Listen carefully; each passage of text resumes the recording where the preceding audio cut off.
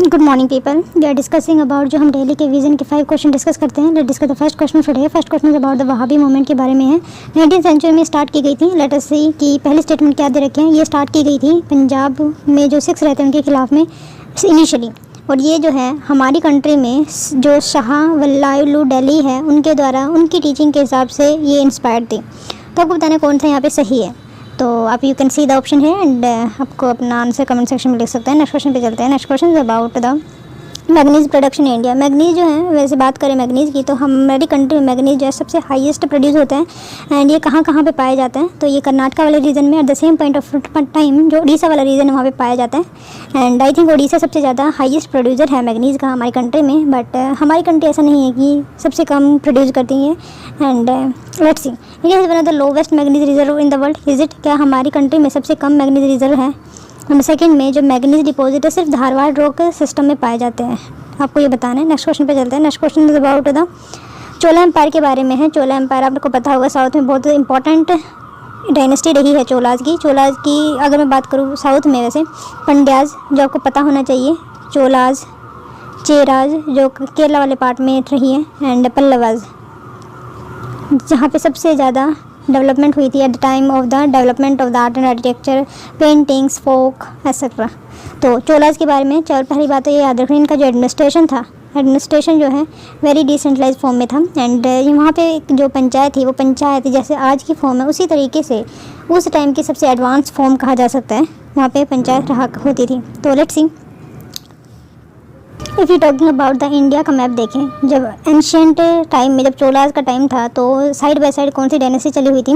Let us Delhi से बात करते हैं। तो जो घुरी सल्तनत है, जो दिल्ली सल्तनत का जो ये कह सकते हैं इनिशिएशन का था कि यहाँ से स्टार्ट हुआ था। देन यहाँ पे सोलंकी रहा करते हैं या यादवाज जो हमारा राजस्थान का एंड गुजरात का एरिया, थोड़ा बहुत महाराष्ट्र का and Hoysala in the Karnataka region, Cheras in the चेरासी HERE होगा, वैसे ये केरला का रीजन था। चोला जो है ये जिसकी हम बात कर रहे हैं तमिलनाडु का छोटा सा पार्ट है।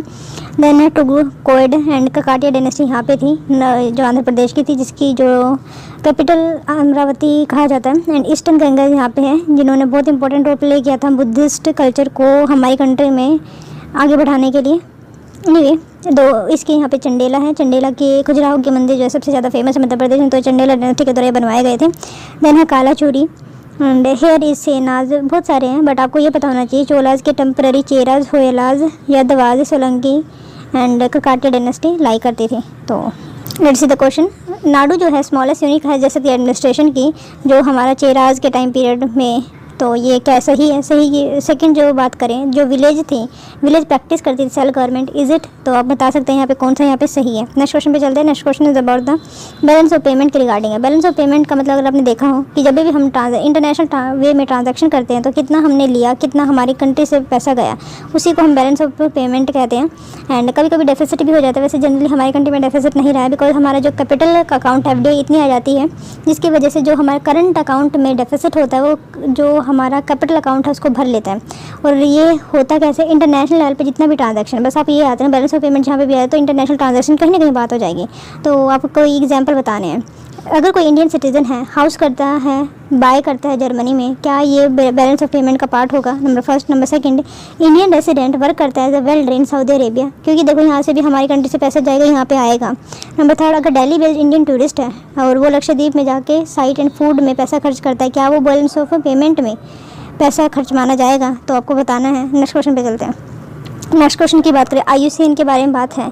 IUCN की बात करें तो 1973 में बनाई गई थी। ये एक NGO टाइप है एंड कहीं ना कहीं इसमें जो गवर्नमेंट है वो भी इन्वॉल्व रहती है। गवर्नमेंट ये बिल्कुल हम नेगलेक्ट नहीं कर सकते। Number first thing. Number second thing. Number third thing, IUCN ये अपनी एक रेड लिस्ट जारी करती है, बट एक बात याद रखिए, यूनाइटेड नेशन का पार्ट नहीं है। ओके, और ये मेरे हिसाब से 1973 नहीं है, ये आई थिंक ये जो है 1966 है। Let's see the question. Both government civil organisation इसका मेंबर है। नंबर सेकंड, ये जो है वर्ल्ड कंजर्वेशन स्ट्रेटेजी डॉक्यूमेंट ये पब्लिश करती है। नंबर थर्ड, ये स्पेशलाइज आर्म है यूनाइटेड नेशन की। तो आपको बताना कौन सा यहाँ पे सही है। नेक्स्ट क्वेश्चन पे चलते हैं। ओके, यहाँ पे आंसर देखिए। 19th सेंचुरी में जो हमारा वहाबी मूवमेंट से रिलेटेड ये सिख के खिलाफ पंजाब में स्टार्ट किया गया था। इंस्पायर्ड था सेंट जो वहाबी वल्लभ दिल्ली के थे। लेट्स सी द एक्सप्लेनेशन जो इनसाइड ने दे रखी है। An Islamic revivalist movement start की गई थी सर Ahmad of Rae Bareli who was inspired from the teaching of Abdul Wahab 1703 से लेकर 87 of Saudi Arabia and Shah Wali of Delhi, जिन्होंने हमारी कंट्री में स्टार्ट किया था। ये इंस्पायर्ड इन्हीं से थे। Syed Ahmad condemned the western influence, वो नहीं चाहते थे कि वेस्टर्न इन्फ्लुएंस हो हमारे उनके इस्लाम पे। उन advocate the return to pure Islam and they wanted the Islam should be in pure form and society should ingrained the pure form of Islam, not the corrupted form. He was declared an Islam and a countrywide organization with an elaborate secret word code. मतलब उन्होंने बहुत सारी teachings दी थी किस तरीके से इस्लाम को pure रखा जा सकता है। हैदराबाद, मद्रास, बंगाल, यूपी, बॉम्बे में इनकी जो टीचिंग है वो फैलाई गई। सिंस दार उल हर्ब जो लैंड ऑफ काफिर कहा जाता है, उसको वो चाहते थे कि दार उल इस्लाम में कन्वर्ट किया जाए, जिसको जिहाद भी आप कह सकते हैं। Was declaration against the Sikh kingdom of Punjab after the defeat of the Sikh ruler and incorporation of Punjab into the east India company domination 1849।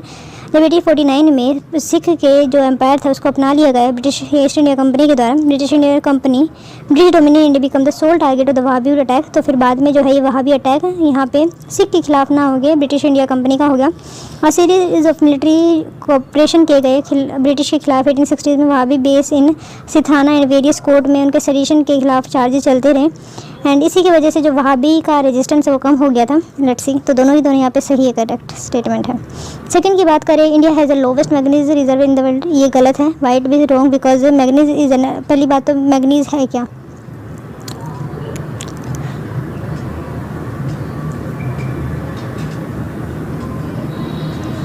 Let's see okay. तो और ये मैग्नीज डिपॉजिट सिर्फ धारवाड़ ब्लॉक सिस्टम में पाए जाते हैं, तो ये भी गलत है। मैग्नीज जो अलॉय है एक एसेंशियल इनपुट है, स्टील मेकिंग इंडस्ट्री में इसका यूज़ होते हैं। According to Geological Survey of India, India has the second largest manganese ore reserve in the world after Zimbabwe के बाद सेकंड लार्जेस्ट रिजर्व इंडिया के पास है मैग्नीज का। About 1/5 of the world manganese जो हमारी कंट्री से कंप्लीट होते हैं। 3/4 ऑफ मैग्नीज जो हमारी कंट्री को महाराष्ट्र और कर्नाटक, गुजरात, तमिलनाडु एंड झारखंड वाले रीजन में पाए जाते हैं। तो first is not correct, right. बात करते हैं और इंडियन मैग्नीज और deposit occur mainly as metamorphosed bedded sedimentary deposit associated with the khondite. कहाँ पे पाया जाता है? जैसे मध्य प्रदेश में आर्कियन पीरियड से हैं, भालपा, Chhindwara, Jhabua district of the Madhya Pradesh, Maharashtra Bhandara Nagpur district, Gujarat में पंचमहल डिस्ट्रिक्ट, उड़ीसा में Sundargarh district and with the kodurite series Archaean of the Orissa, Ganjam and Koraput district Andhra Pradesh, Srikakulam to Visakhapatnam district. Manganese deposit जो पाए जाते हैं almost but are most associated with the Dharwar system around Karnataka, Madhya Pradesh, Jharkhand, Madhya Pradesh, Meghalaya, Rajasthan. ये जो रॉक सिस्टम है mineral like gold, manganese और iron और chromium, copper भी यहाँ पे पाए जाते हैं। So the second is also not correct. Next question is about the Chola empire के बारे में था। नाडू जो है स्मॉलेस्ट यूनिट एडमिनिस्ट्रेशन की, नहीं नाडू नहीं है, नाडू जो है सेकंड स्मॉलेस्ट यूनिट है, सबसे स्मॉलेस्ट कोल्लम है, कोल्लम के बाद नाडू है, या फिर इससे पहले कह सकते फिर है तो कोल्लम नाडू, आई थिंक कोल्लम नाडू ही है। And let's see, and the village जो है यस वहाँ पे सेल्फ गवर्नमेंट का सिस्टम था। तो सेकंड तो फर्स्ट गलत है, सेकंड सही है। ओके, यू आर एक settlement of peasant was the smallest unit of administration the Cholas. Nadu जो है group of village and form the larger part of India. So first is not correct, the village in Chola administration self government करते थे। तो ये you can see the, इसमें कुछ बताने का नहीं है और कलेक्ट भी कर सकते थे वो टैक्सेस। बात करें बैलेंस ऑफ पेमेंट, जहाँ पे इंटरनेशनल ट्रांजैक्शन है, क्योंकि हमारी कंट्री से पैसा बाहर जा रहा है तो ये भी पार्ट होगा, क्योंकि ये भी ऐड होगा हमारे बैलेंस ऑफ पेमेंट में। एंड इंडियन रेसिडेंट वर्क कर रहा है सऊदी अरेबिया में, ये भी पार्ट है, क्योंकि इंटरनेशनल ट्रांजैक्शन हो रहे हैं यहाँ पे। दिल्ली बेस्ड नहीं है, हमारे इंडिया का ही टूरिस्ट इंडिया में आ गए, लक्षद्वीप में पैसा खर्चा, that not the part of the balance of payment. Let's see, balance of payment equal the transaction goods and services, क्योंकि यहाँ पे अगर वो जो पैसा आएगा मान लीजिए कहीं और से भी आ रहा है, दिल्ली बेस्ड इंडियन टूरिस्ट है पहली बात, तो हमारी कंट्री का तो शायद नहीं, ये पार्ट नहीं हो सकता है, हमारी ही कंट्री में है। तो let's you can see the hair option है। बात करते ले रहे हैं यूज तो फर्स्ट एंड सेकंड इज ये गवर्नमेंट एडसिल ऑर्गेनाइजेशन पार्ट है, ये पब्लिश करते हैं वर्ल्ड कंजर्वेशन स्ट्रेटेजी डॉक्यूमेंट, ये भी सही है, लेकिन स्पेशलाइज्ड ऑर्गन नहीं है। देखो अगर 3 आपने कनेक्ट कर दिया था तो ये सेकंड तो थर्ड एंड फोर्थ तो नहीं होगा, सेकंड कैन भी राइट बट सेकंड तो होगा ही वैसे भी राइट, क्योंकि दोनों ऑप्शन में दे रखा है। बात करें बहुत गवर्नमेंट से, बस ये आपको पता होना चाहिए था। Let's see, International Union for Conservation of Nature एक uniquely composed of both government civil organisation पे पार्ट है। यहाँ पे public, private and non governmental organisation with knowledge of tool से वो डेवलपमेंट करने की कोशिश करते हैं। And first and third is not correct. In 1980 IUCN ने एक पार्टनरशिप की थी यूनाइटेड नेशन UNEP के साथ and world wildlife fund publish किया। फिर उन्होंने world conservation strategy groundbreaking document which help defining the concept of sustainable development shape the global conservation sustainable development agenda. Next पे चलते हैं। Okay, ये जो है आपके 5 क्वेश्चन हैं जो हम डेली क्वेश्चन करते हैं इनसाइट का। Let discuss the first question of today. ये इनसाइट का क्वेश्चन है और ये स्टैटिक व्यूज का पार्ट है। विच ऑफ द फॉलोइंग जो है कैन बी वायलेटेड और ओके, इसमें से ऐसे कौन सा केसेस है जो फंडामेंटल राइट अगर फॉलो ना किया जाए तो उसको चैलेंज किया जा सकता है। तो constitutional amendment, permanent laws enacted by the president, ordinance issued by the president and statutory instrument like by law. तो आपको बताना कौन सा इसमें अगर होता है तो उसको चैलेंज किया जा सकता है। तो ये कोई भी लॉ जो हमारी कंट्री के द्वारा आर्टिकल 13 के हिसाब से अप्लीकेबल किया जाता है या फिर आर्टिकल 366 के हिसाब से अप्लीकेबल किया जाता है तो उसको चैलेंज किया जा सकता है। ठीक है, तो यहाँ पे चारों के चारों सही है। नॉट ओनली कोई भी लेजिस्लेशन टेम्प्रेरी हो सकता है, ऑर्डिनेंस हो सकता है, कुछ भी हो, लेकिन लॉ होना चाहिए, पार्लियामेंट के द्वारा बनाना चाहिए एंड प्रोसीजर फॉलो किया हो या ना ही फॉलो किया हो उसके साथ भी उसको चैलेंज किया जा सकता है। Next, okay, Supreme Court held in Kesavananda Bharati case that a constitutional amendment can be challenge on the ground that it violate the fundamental right. मतलब कि जो केशवानंद भारती केस ने कंफर्म कर दिया था या फिर उसी के बाद ही ये कंफर्म हो गया था, ये जो कॉन्स्टिट्यूशनल अमेंडमेंट उसको भी चैलेंज किया जा सकता है क्योंकि बेसिक स्ट्रक्चर का अगर वो जो लॉज है फॉलो नहीं करता है। तो नेक्स्ट पे चलते हैं। 42nd कॉन्स्टिट्यूशन अमेंडमेंट में ऐसा कौन सी चीज़ है जिसने स्टेट लिस्ट को कुछ सब्जेक्ट जो है कॉन्करेंट लिस्ट में ट्रांसफर कर दिया। तो आपको ये बताना था एजुकेशन इज इट या फिर protection of wild animal and birds. Number 3 economic and social planning. Number 4 the administration of the justice. तो आपको बताना कौन सा यहाँ पे सही है। सही की बात करते हैं यस, एजुकेशन जो है 42nd कॉन्स्टिट्यूशन अमेंडमेंट 1976 के द्वारा ही ट्रांसफर किया गया। Yes, protection of wild life and birds भी ठीक है। Economic and social planning it not correct but administration of justice also भी there. First, second and fourth इसका आंसर हो जाएगा। लेकिन पाँच सब्जेक्ट थे जो हमारे जो स्टेट लिस्ट से कंकरेंट लिस्ट में डाले गए थे and you have to know all the thing. Let's see 42nd constitution amendment के साथ 1976 में क्या क्या डाला गया था। तो education, forest, weight and measures, protection of wild animal and birds and administration of justice जो हमारा पहले स्टेट लिस्ट का पार्ट हुआ करता था इसको जो है 42nd कॉन्स्टिट्यूशन अमेंडमेंट करके कॉन्करेंट लिस्ट का पार्ट बना दिया गया जिसमें दोनों की पावर है। एंड कॉन्करेंट लिस्ट की एक प्रॉपर्टी है जिसमें कि जो सेंटर के पास ज़्यादा पावर है ही और it can make much more elaborated law as compare to the state legislature. Next पे चलते हैं। Next question is about the consider following statement regarding the कौन सा जो पार्ट है इंडियन कॉन्स्टिट्यूशन किस चीज़ से डील करता है। क्या पार्ट 4 फंडामेंटल राइट से डील करते हैं, पार्ट 5 स्टेट से डील करते हैं या पार्ट 11 जो है इंटरनेशनल रिलेशन से डील करते हैं।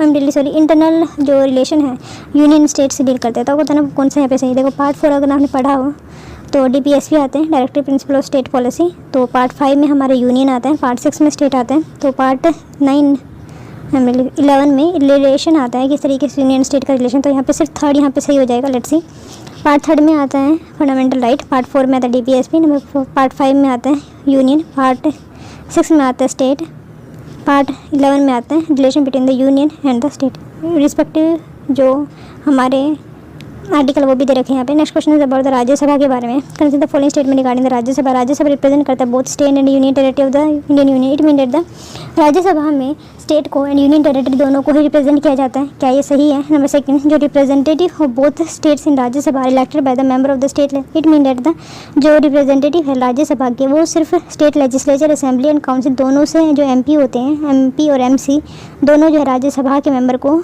इलेक्ट करते हैं। तो आपको कौन सा यहाँ पे सही है।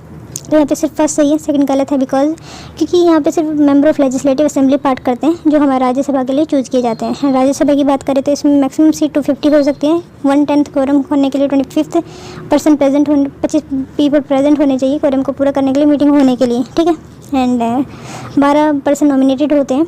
किस किस तरीके से नॉमिनेटेड कौन कौन से फील्ड है तो लास्ट से याद कर सकते हैं। Literature, LAS, social services, science and art form. Okay, तो ये आप इतना याद रखना। Okay, Rajya Sabha is the upper house of the and Lok Sabha जो लोअर हाउस कहा जाता है। The former represent the state and the union territory of the Indian union while the latter represent करता है people of India as whole.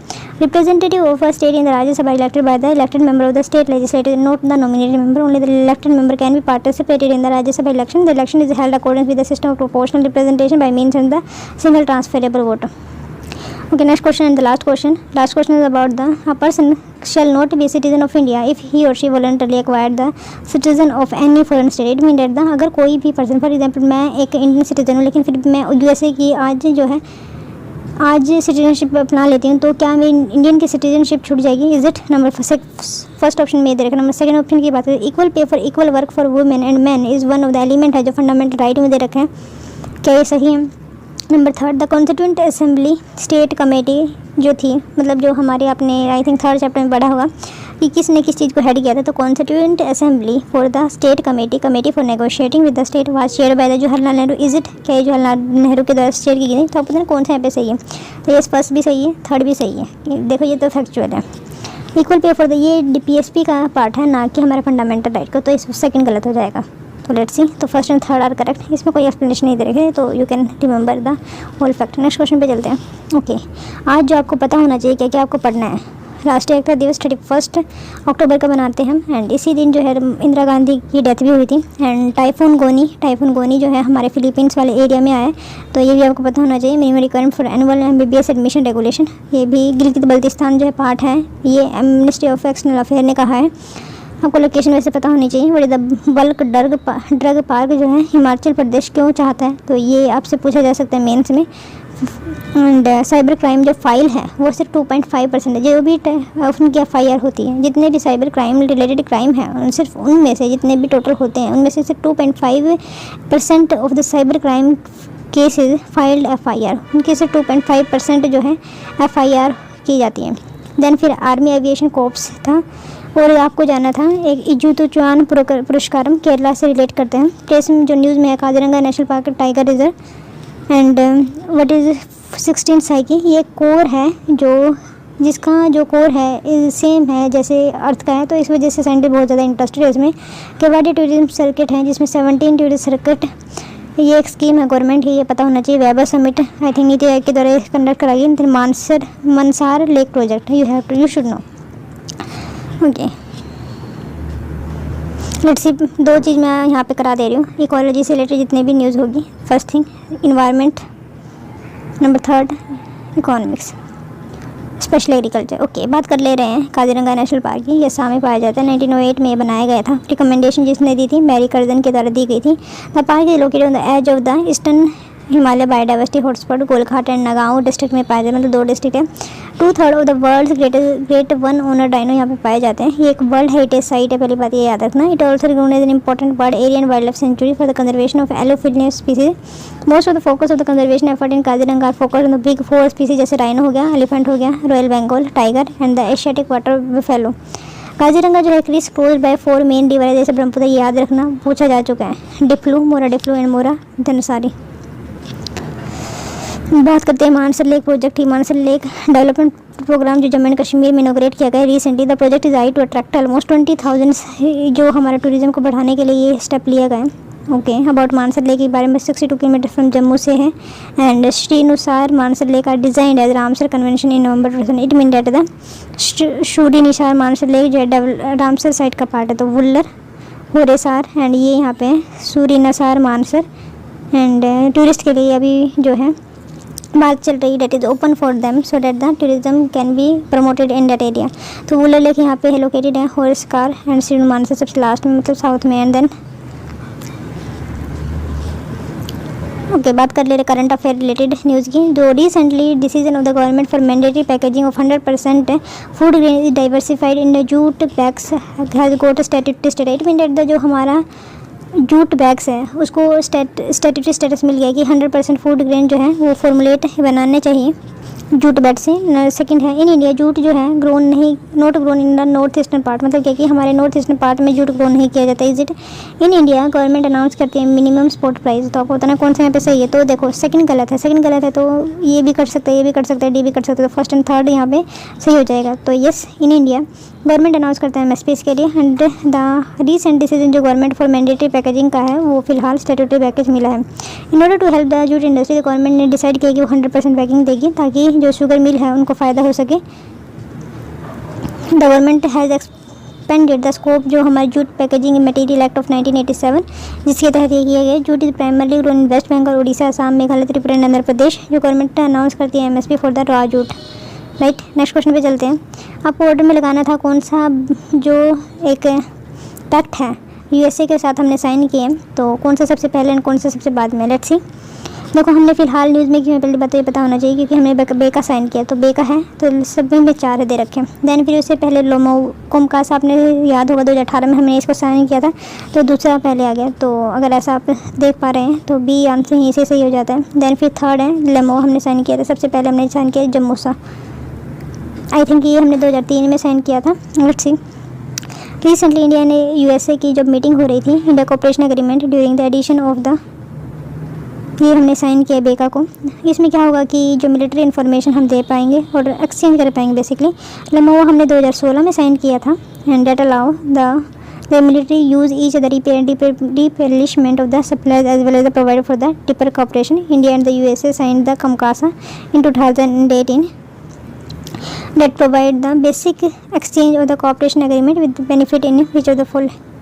अच्छा, बेगा से क्या क्या बेनिफिट होता है, तो आपको ये क्वेश्चन है आपके सामने, तो आपको ये बताना है। इससे जो हम अमेरिका जो स्पेशल इंटेलिजेंस को यूज़ कर पाएंगे, जो भी उनकी CIA की information we can use it, and high quality जो GPS सिस्टम है अमेरिका का, we can use it response to the natural disaster. तो अपन कौन सा यहाँ पे सही है? सही की बात करते हैं यहाँ पे तीनों की तीनों सही है।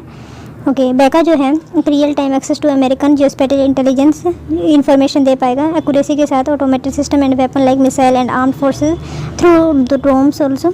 Though the sharing of the information map and military satellite image, it will help India access the topography and aeronautical data and advanced product that will aid in navigation and targeting। बेका provide करते हैं India military system with high quality GPS, तो ये भी इसका फ़ायदा होगा। और अगर कोई भी वॉर वार जैसे कंडीशन होगी, टारगेट एंड जो स्पेशल इंटेलिजेंस इंपॉर्टेंट हो सकता है हमारे नेचुरल डिजास्टर को रोकने के लिए। Next question is about the FDI के बारे में 2019। सबसे पहले बात तो याद रखना, सबसे ज़्यादा FDI जो सिंगापुर से है, then Mauritius, and service sector से हमेशा हमारे यहाँ पे ज़्यादा FDI आती है, क्योंकि पूरे वर्ल्ड में 10 में से 7 ऐसी फर्म हैं जो हमारे सर्विस सेक्टर से बिलोंग करती हैं। इन इंडिया जो, और ग्रीन फील्ड नहीं, हमारे यहाँ पे ब्राउन फील्ड बहुत ज़्यादा है as compare to other country. Okay, Singapore remain the top most position in case of the FDI after Mauritius की 2019-20 की ये रिपोर्ट है। In service sector attract maximum foreign FDI। Number third, green field investment जो है मोर dominant है, तो आपको कौन सा है सही? तो first and second is correct है। लेट्स सी, सेक्टर से attracted maximum foreign inflows during 2019 से लेकर 20 include services, computer software and hardware, telecommunication, trading, automobile, construction, chemical, the department promotion of industry and internal trade. तो you can see here FDI जो है India की पहली बात तो बढ़ी है 13% से। सिंगापुर ने टॉप पोजीशन रखी है FDI के अकॉर्डिंग फॉर द 14.6, इतना आपको याद नहीं करना है। एंड स्टेट में बात करें सबसे ज़्यादा FDI कौन सी स्टेट में, तो महाराष्ट्र ने सबसे ज़्यादा FDI प्राप्त की है, एंड 30% जितनी भी ओवरऑल FDI आती है उसका 30% कैरी करते हैं महाराष्ट्र में। कर्नाटका एंड दिल्ली जो है अलाउ करते हैं, जैसे कर्नाटका में 18% आई है एंड 17% आई है आपके दिल्ली में। Okay, next question is about the last question है शायद ये। ओके, आपको ये बताना है कि सुपर कंप्यूटिंग कहाँ कहाँ पे इंपॉर्टेंट रोल प्ले कर सकते हैं। देखो इन ऐसे क्वेश्चन में सभी का सभी आंसर होता है, तो मैंने इसी हिसाब से यही आपको एक आइडिया बताएंगे और इसका कोई शॉर्टकट नहीं है। It's my trick, you can use it. इसके साथ हमारे ये सेशन कंप्लीट होते हैं। Hope you like the video.